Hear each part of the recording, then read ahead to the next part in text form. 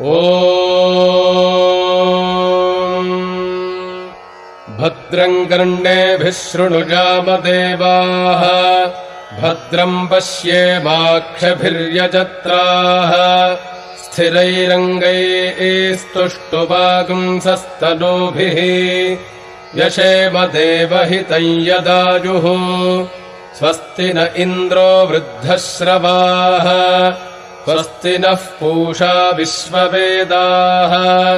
स्वस्ति नस्तार्क्ष्यो अरिष्टनेमिः स्वस्ति नो बृहस्पतिर्दधातु ॐ शान्तिः शान्तिः शान्तिः ॐ लं नमस्ते गणपतये त्वमेव प्रत्यक्षम् तत्त्वमसि त्वमेव केवलम् कर्तासि त्वमेव केवलम् धर्तासि त्वमेव केवलम् हर्तासि त्वमेव सर्वम् खल्विदम् ब्रह्मासि त्वम् साक्षादात्मासि नित्यम् ऋतम् वच्मि सत्यम् वच्मि अवत्वम् माम् अववक्तारम् अवश्रोतारम् अवदातारम् अवधातारम्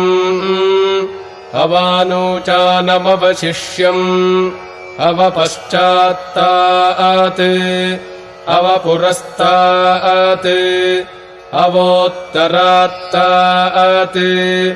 अवदक्षिणात्तात् अवचोर्ध्वात्तात् अवाधरात्तात् सर्वतो माम् पाहि पाहि समन्तात् त्वम् वाङ्मयस्त्वम् चिन्मयः त्वमानन्दमयस्त्वम् ब्रह्ममयः त्वम् सच्चिदानन्दाद्वितीयोऽसि त्वम् प्रत्यक्षम् ब्रह्मासि त्वम् ज्ञानमयो विज्ञानमयोऽसि सर्वम् जगदिदम् त्वत्तो जायते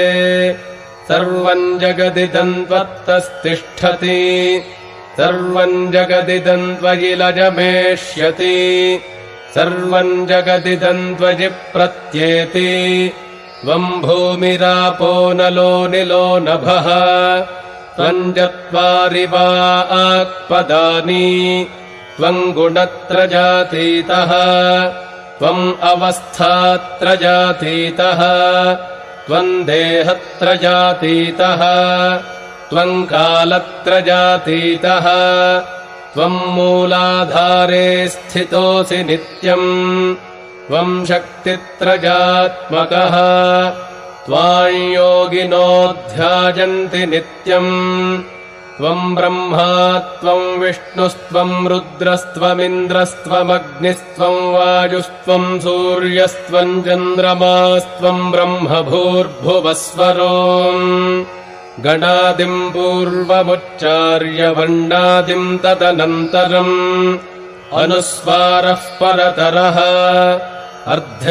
अर्धेन्दुलसितम् तारेण रुद्धम् एतत्तव मनुस्वरूपम्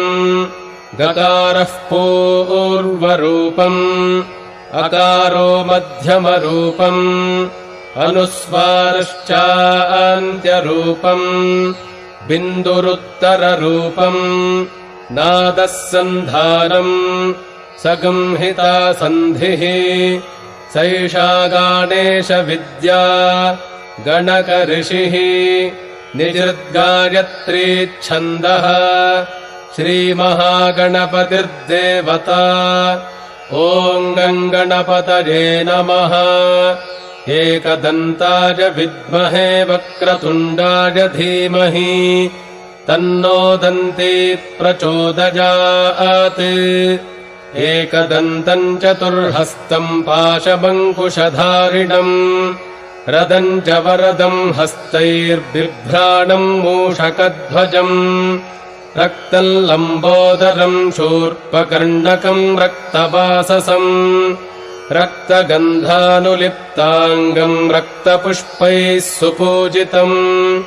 भक्तानुकम्पिनम् देवम् जगत्कारणमच्युतम्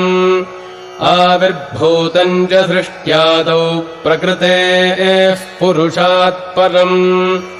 एवम् ध्यायति यो नित्यम् स योगी योगिनाम् वरः